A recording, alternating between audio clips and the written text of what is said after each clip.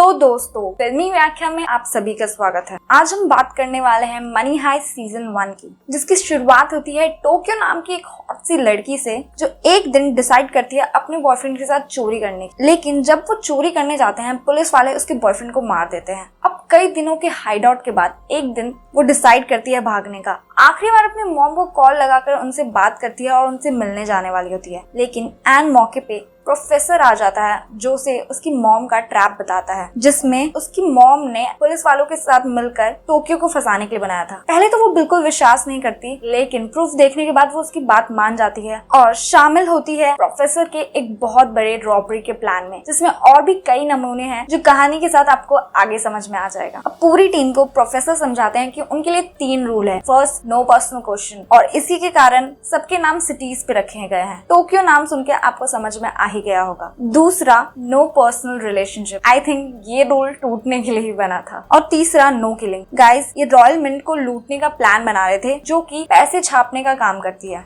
अब royal mint का हाल बता देती हूँ कि रेड मारने से पहले वहाँ पे क्या चल रहा था। पास ही के स्कूल से कुछ बच्चे आए होते हैं, जिसमें एक लड़की का नाम होता है एलिसन पार्कर। ये यूके एम्बेसडर की बेटी थी। एज फॉरेनर होने के कारण इससे कोई भी बात नहीं करता था, पर तभी उसके पास एक लड़का आता है और उससे बात करने की कोशिश करता है, और उसे करते हुए रॉयल मिंट के वॉशरूम में उसकी न्यूड पिक्चर ले लेता है। दूसरी तरफ रॉयल मिंट का डायरेक्टर आर्थर रोमांस का उसकी सेक्रेटरी मोनिका के साथ अफेयर था, लेकिन मोनिका के प्रेग्नेंट हो जाने के कारण वो काफी ही नाराज था। सेम उसी टाइम हमारी मनी हाइस्ट की टीम डाली मास्क पहनकर हमला कर देती है। गाइस, ये mask as a symbol of resistance माना जाता है और इसे एक मशहूर पेंटर ने बनाया है, जो कि रियल लाइफ में पॉलिटिकल प्रोटेस्ट में यूज होता है। अब एक तरफ हमारी टीम पूरे हॉस्टेजेस को एक जगह इकट्ठा करती है और उन सबके मोबाइल्स ले लेती है। दूसरी तरफ काफी आसानी से मॉस्को पैसों का सेफ ओपन कर लेता है और सारे पैसे बैग में भरने लगता है। टीम का एक बंदा अलार्म ऑन कर देता है, जिससे बाहर पुलिस आ जाती है। अब टीम के 2-3 लोग पैसों का बैग लेकर बाहर निकलने लगते हैं और फायरिंग करने लगते हैं, लेकिन काउंटर फायरिंग में रियो को गोली लग जाती है, जिसका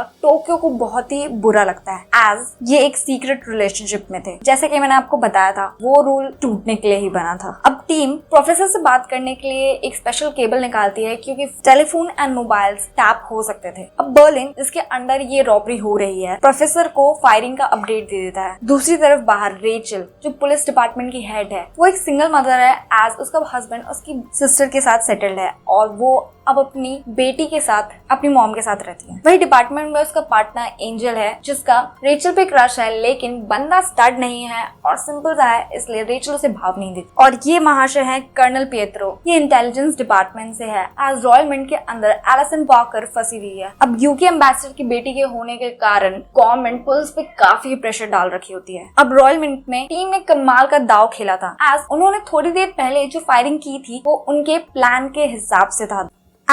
उनके प्लान के हिसाब से वो पुलिस को विश्वास दिला देते हैं कि काउंटर अटैक से वो काफी डर गए हैं और अब वो रॉयल मिंट में फंस गए। लेकिन उनका प्लान आखिरकार ये होता है कि वो पैसे चुराने का नहीं, अंदर पैसे छापने का प्लान बनाया था। है ना कमाल का प्लान। यानी वो किसी और का पैसा नहीं ले रहे हैं, वो खुद से पैसे छाप रहे हैं, वो भी मिलियंस हर एक आवर में। अब टीम सारे हॉस्टेजेस को अपने तरह कपड़े पहना लेती है, तो दूसरी तरफ पुलिस भी रॉयल मिंट पे हमला करने का प्लान बनाती है। अब एलिसन पार्कर कैसे भी पुलिस वालों को कॉल करके ये बता देती है कि सभी लोगों ने एक जैसे कपड़े पहने हैं। अगर वो लोग हमला करेंगे तो इसमें हो सकता है ज्यादातर सिविलियंस की जान जाए, जिसके कारण पुलिस को बैक आउट करना पड़ता है। गाइस, ये सब दूर से प्रोफेसर कैमरास में देख रहे होते हैं। पुलिस डिपार्टमेंट की हेड रेचल से नेगोशिएशन करते हुए वो उसके क्लोथ्स के बारे में पूछते हैं, ताकि उसे पता हो सके कि आखिरकार उनमें से हेड है कौन। अब एक तरफ पुलिस पूरे रॉयल मिंट को घेर लेती है, तो दूसरी तरफ नाइरोबी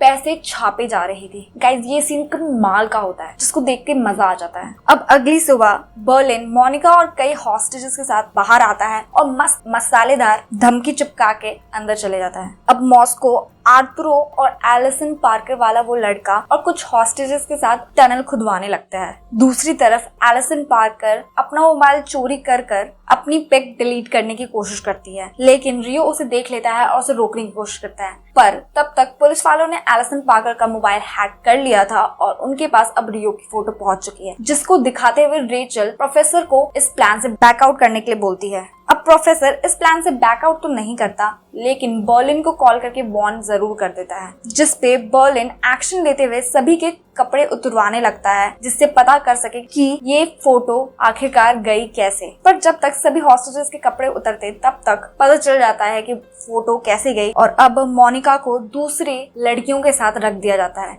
लेकिन उससे पहले आर्तुरो मोनिका को बताता है कि उसका एक दूसरा फोन है जो कि उसके ऑफिस में है, वो उसे अभी कैसे भी चाहिए। और दूसरी तरफ बर्लिन को रियो और टोक्यो का सीक्रेट रिलेशनशिप के बारे में पता चल जाता है, जिसके कारण वो रियो की वाट लगा देता है। अब यहाँ पर मोनिका को फोन मिल जाता है और वो जैसे ही जा रही होती है तभी वहाँ पे डेनवर अबॉर्शन पिल्स लेके आ जाता है, जो कि बर्लिन ने दूसरे मेडिसिन के साथ मंगवाई थी। वो उसे देने से पहले उसे समझाता है कि उसे अबॉर्शन करने की जरूरत नहीं है और उसे एक बार सोच लेना चाहिए। पर तभी वहाँ पे बर्लिन आ जाता है और मोनिका जाने लगती है। पर मोनिका की किस्मत इतनी अच्छी कैसे, तभी उसने जो फोन चुराया था वो रिंग करने लगता है और बर्लिन उसे पकड़ लेता है, जिससे बर्लिन डेनवर को मोनिका को जान से मारने को बोल देता है। लो, अब तीसरा भी रूल टूटने को आ गया। अब दूसरी तरफ बाहर रेचल एक कॉफी शॉप में जाती है, जहाँ पर उसके फोन का चार्जर खत्म हो जाता है एंड उसे अपनी मॉम को कॉल करना होता है, जिसमें साइड में बैठे प्रोफेसर उसकी हेल्प कर देता है। गाइस, ये काफी रिस्की दाव था, लेकिन इससे एक अच्छी चीज होती है, प्रोफेसर और रेचल क्लोज आ जाते हैं। अब रॉयल मिंट में रियो की हालत देखकर टोक्यो को बहुत गुस्सा आता है और वो एक करके सारे कैमरास को शूट करने लगती है। अब कैमरा स्कैन करने के बाद प्रोफेसर को पता चल जाता है कि बैंक में रियो के साथ टोक्यो भी गई।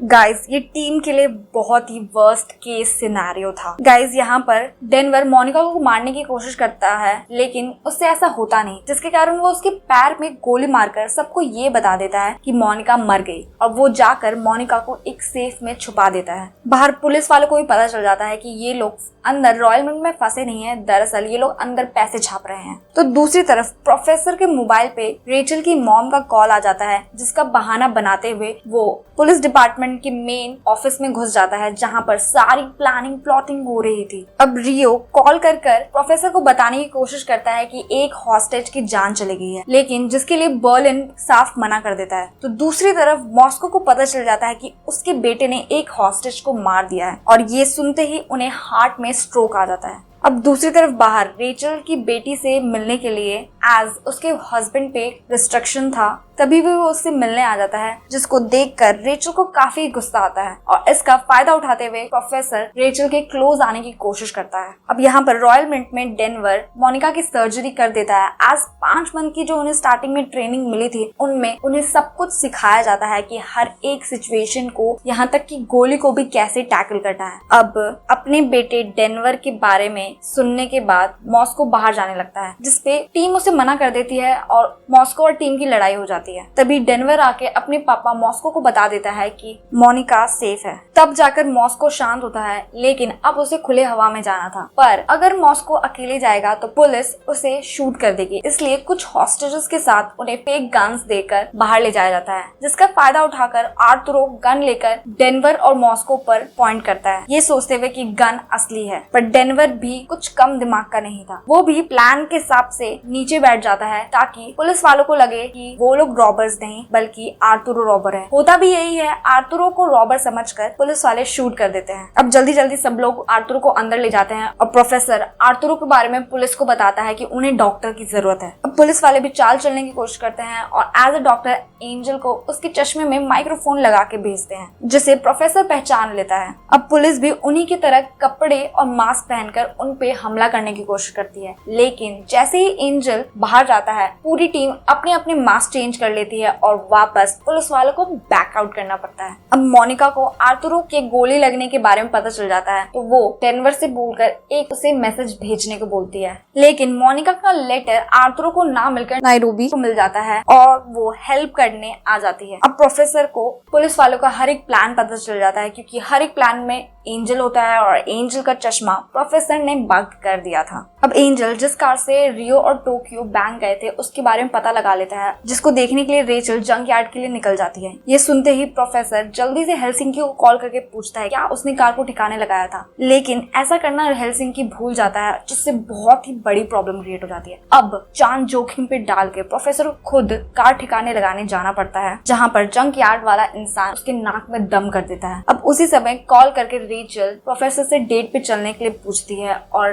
प्रोफेसर मान जाता है। अब जंकयार्ड से आकर प्रोफेसर रेचल से नेगोशिएशन करता है, जिसमें रेचल 8 हॉस्टेज को छोड़ने की बात करती है, लेकिन प्रोफेसर सिर्फ एलिसन पार्कर को छोड़ने पे मानता है। अब गवर्नमेंट ऑफिशियल के प्रेशर के कारण रेचल को भी प्रोफेसर की बात माननी पड़ती है। अब दूसरी तरफ पुलिस डिपार्टमेंट में एक स्केच आर्टिस्ट से रेचल प्रोफेसर का हुलिया बनवाने लगती है, जो कि वो हूबहू बना देता है। लेकिन रेचल को दिखाने से पहले प्रोफेसर पुलिस वैन का रेडियो यूज करके स्केच आर्टिस्ट को धमकाता है कि उसकी फैमिली को मार दिया जाएगा, जिससे स्केच आर्टिस्ट काफी डर जाता है और सारा स्केच मिटा देता है। पुलिस की वैन से अपना डीएनए मिटाना भूल जाता है और वो सैंपल पुलिस वालों को मिल जाता है। अब वापस प्रोफेसर जल्दी से जंकयार्ड जाता है और सारे डीएनए मिटा देता है, लेकिन जानबूझकर बर्लिन का एक बटन वहाँ पे रख देता है ताकि उसे एक हॉस्टेज को मारने की पनिशमेंट मिल सके, जो कि टोक्यो के फोर्स करने पे बर्लिन को प्रोफेसर को बताना पड़ा था। पर तभी वहाँ पे पुलिस आ जाती है और प्रोफेसर काफी घबरा जाता है और अपना दिमाग यूज करते हुए वो ट्रंक होमलेस इंसान का गेटअप ले लेता है, जिसके कारण पुलिस भी उसे